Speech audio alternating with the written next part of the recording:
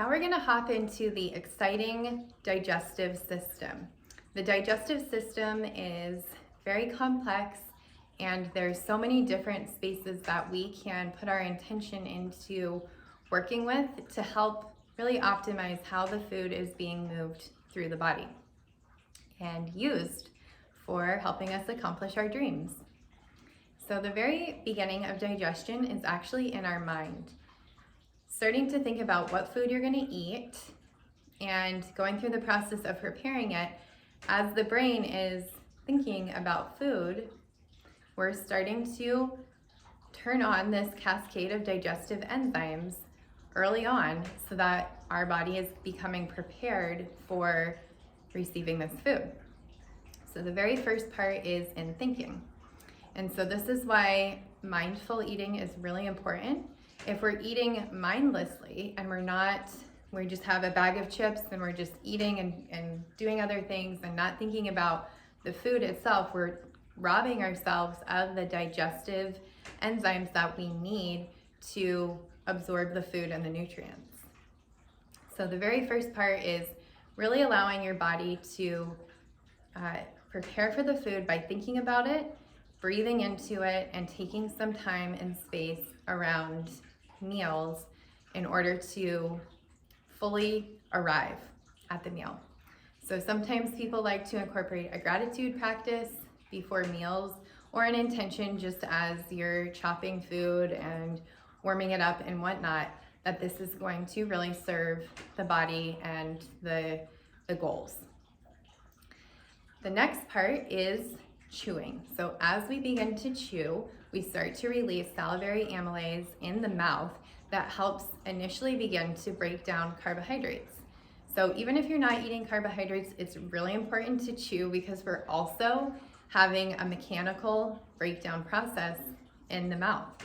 And I don't know about you, but I would much rather my teeth do the job of breaking down food than my gut. My gut is kind of sensitive as it is, and I don't need to give it more challenges than it needs when the teeth are able to do so much for us.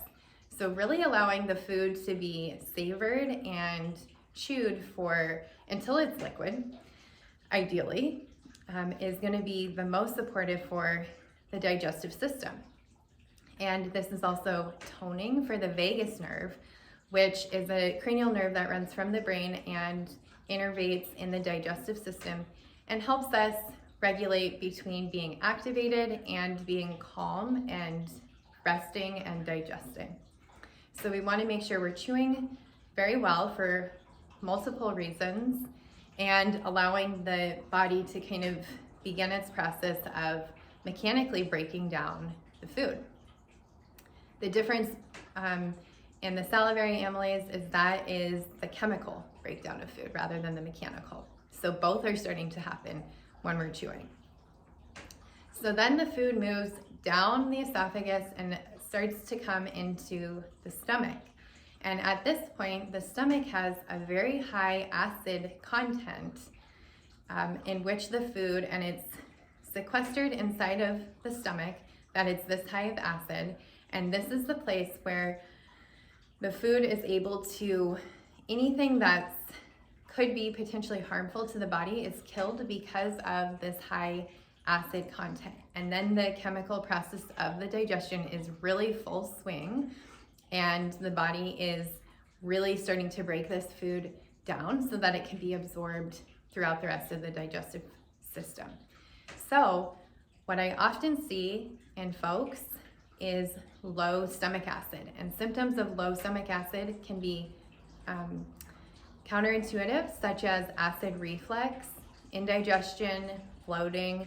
All of these can be indicative of low stomach acid and the food actually not being able to hit this spot of high acid and the acid being protective to the body of any bacteria that could have been growing in the food prior. So this is a really important part of our immune system too. We want to keep our stomach acid nice and high. There's a lot of ways to increase the stomach acid. 2 we've already talked about, thinking and being mindful of the food, and then chewing it well is going to help the stomach start to create the HCl to break down the acid. But sometimes, for a number of reasons, we might need to supplement with other things to help the stomach acid. And some of these can be a digestive bitter or apple cider vinegar. A little shot of this with some water pre-meal can help to increase the body's ability to break down the food through a little bit more acid. We can also take a supplement called HCl to help increase the stomach acid too. That's definitely something we would want to talk about first to see if that's appropriate for you and how to dose that with your meals and which food to do that with. So then after the food is in the stomach, it's going to move into the small intestine. And this is the time where we're going to start really allowing the body to break down more specifically and secrete enzymes from the pancreas and the liver to break down the carbohydrates and the fat and start to move the body through this very intertwining, very long, central to our abdomen system. So we want to make sure that we're supporting all of this through looking at the health of the liver and the pancreas and the small intestine. Often we've heard of small intestinal bacterial overgrowth. There can be many other things that are going on in the small intestine also, as well as leaky gut is one that people have heard of a lot.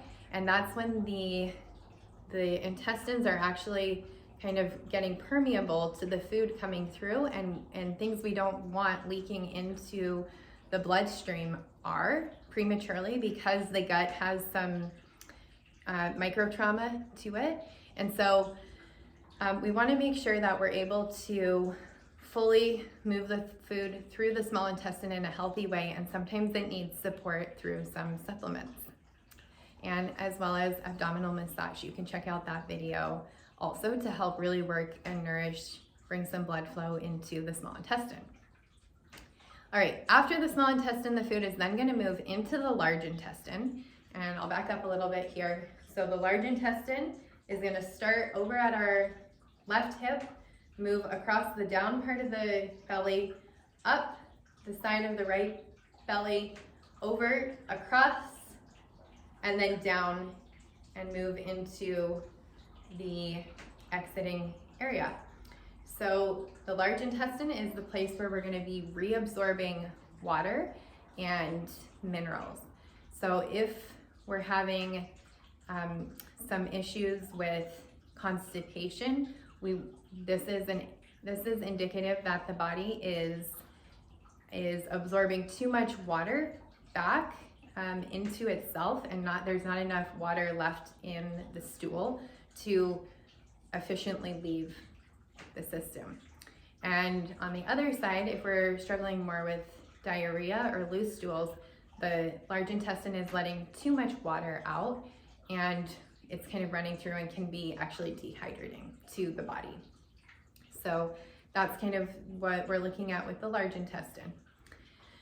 So when we have a bowel movement, ideally we're having between 1 and 3 a day, and we want them to be sausage shaped, smooth on the outside of it rather than kind of clumpy. And we want it to be well formed so it's not falling apart. The edges are smooth, ideally, and it sinks.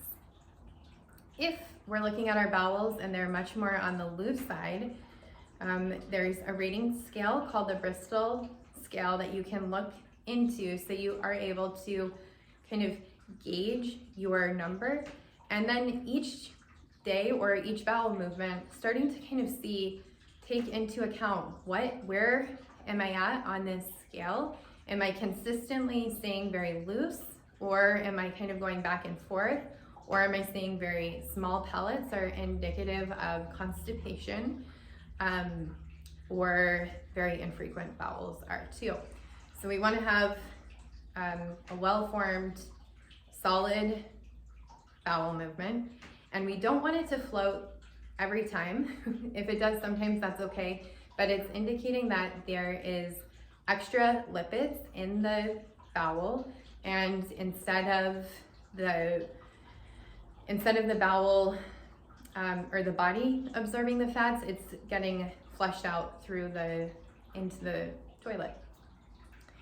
So sinking indicates that there's not a lot of excess lipid in the stool. All right, I hope this is helpful. A quick information about the digestive system and things that you might start thinking about as you're looking into your digestion and how you're feeling is, and we'll also go through this, where the issues may be originating from.